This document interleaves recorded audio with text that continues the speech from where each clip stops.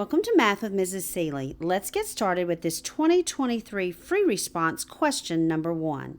In this question, we're given a table and we're told that a customer at a gas station is pumping gasoline into a gas tank. The rate of flow of gasoline is modeled by a differentiable function f, where f of t is measured in gallons per second and t is measured in seconds since the pumping began. And then they give us selected values in the table. A part says, using correct units, interpret the meaning of the integral from 60 to 135 in context of the problem. After that, we're going to use a Wright-Riemann sum with these three intervals to approximate the value of that. All right, so right here, using correct units, so we're going to say that the integral from 60 to 135 f of t dt is equal to, now note, we are integrating a rate of change. And when you integrate a rate of change, you get the net change. In other words, if I integrate the rate that the gas is flowing, I will get the amount of gas that flowed during that time. So we will say that this is equal to, it is the amount of gasoline in gallons, because they want this in context of the problem, pumped into the tank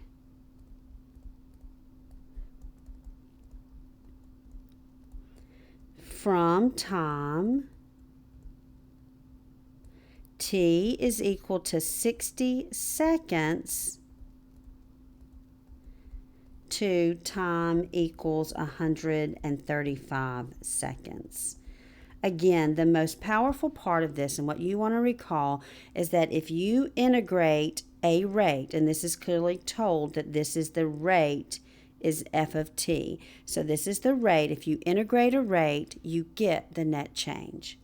If you were able to state that in context, give yourself the first point.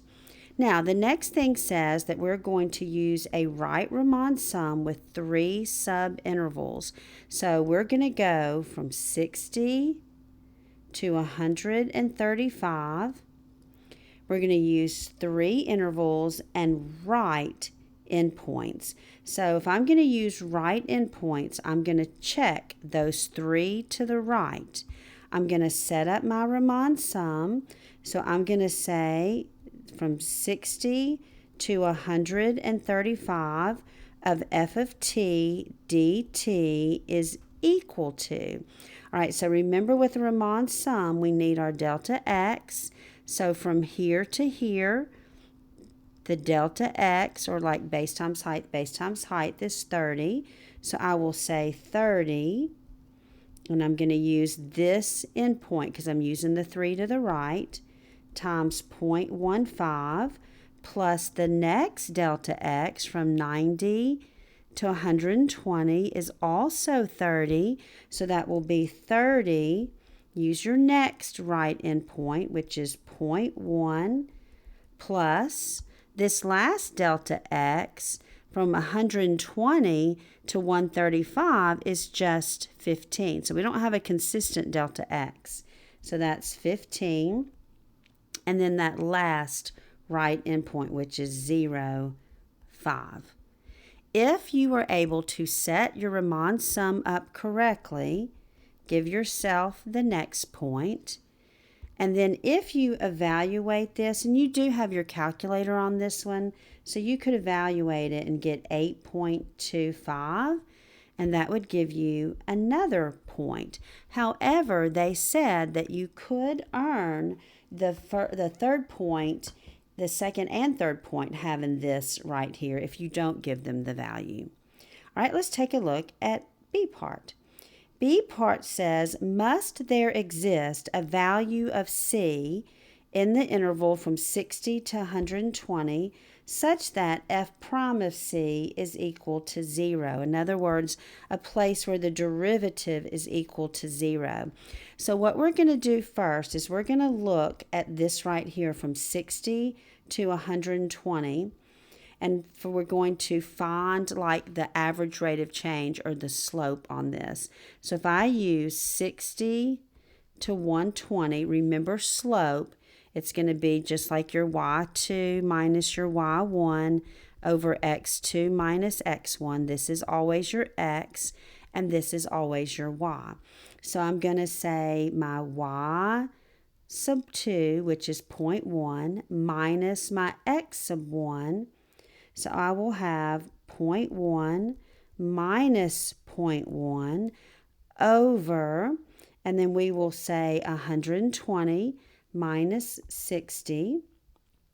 And when I do that, I'm going to get the value of 0.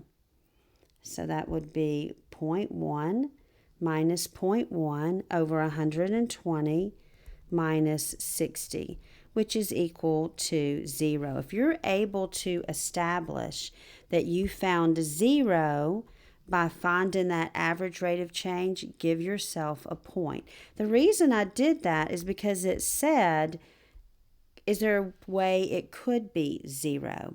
Now, what we're doing is we're showing that this average rate of change or slope, if we can show that the average rate of change, we know by the mean value theorem that, if you'll recall right here, that the mean value theorem says that the derivative is equal to slope, or that the derivative is equal to the average rate of change. So if we can show that the average rate of change is 0, that would prove that there's a value of c where the derivative is equal to 0. However, for this to be true, we have to be a continuous function. So therefore, you're going to need to state that f is a differentiable function, and it told us up there in the problem it's a differential function. Therefore, f is continuous. That is a condition that must be met in order to use the mean value theorem, and they give you a point, and you have to have that piece of information to get the last point. But because we know that, because it's continuous, and because we showed the average rate of change is 0, we can say by mean value theorem, and in fact you could use Rolle's theorem as well. Rolle's theorem says that your derivative is equal to 0, but by the mean value theorem, there must exist, I've got it right down here, by the mean value theorem or Rolle's theorem, there must exist a c for c between 60 and 120 such that f of c, f prime of c is equal to 0. Notice that I pretty much just kind of copied what they asked me. Must there be this value of c such that, and I just kind of copied it right there. And so if you were able to show that you get 0 for your average rate of change, and if you show that it's continuous, which means you can use the mean value theorem, and you just proved it's 0, and the mean value theorem says the derivative equals the slope, so the derivative would have to equal that slope, you'll get your second point. All right, let's look at C part. C part says the rate of flow of gasoline in gallons per second can also be modeled by this function g of t from 0 to 150. Using this model, find the average rate of flow of gasoline over the time interval from 0 to 150. And we're going to show the setup for our calculations. The key wording here is average. Remember that if you're ever asked to find an average rate of change, you have to put 1 over, it's this 150 minus 0. It's this endpoint minus this endpoint. Then from 0 to 150 of, in this case, g of t dt. Average rate of change needs to have this fraction out front. Think about if you were trying to find your average with a bunch of grades. wouldn't you take your integral to add it all up, and then you'd divide by the total number of grades you had? If you were able to set this up and put your fraction out front from 0 to 150 and integrate g of t dt, give yourself a point. Then, if you use your calculator to find that value of 0.096, give yourself another point. I'm pretty sure that y'all are familiar with the calculator doing that for y'all, Math 9, but just in case you're not, this is what it looks like. You go to Math, and you go to option or Math 9, and then you're just going to type in 1 over 150, or you could do all of this and hit equals and then divide by 150. That would work as well. But if you put it out front, remember you're going to fill in your boxes, put your function in there, and put it in exactly like they do. Use those parentheses as they have them, but then remember that this is part of the formula to this, and then put your X right there.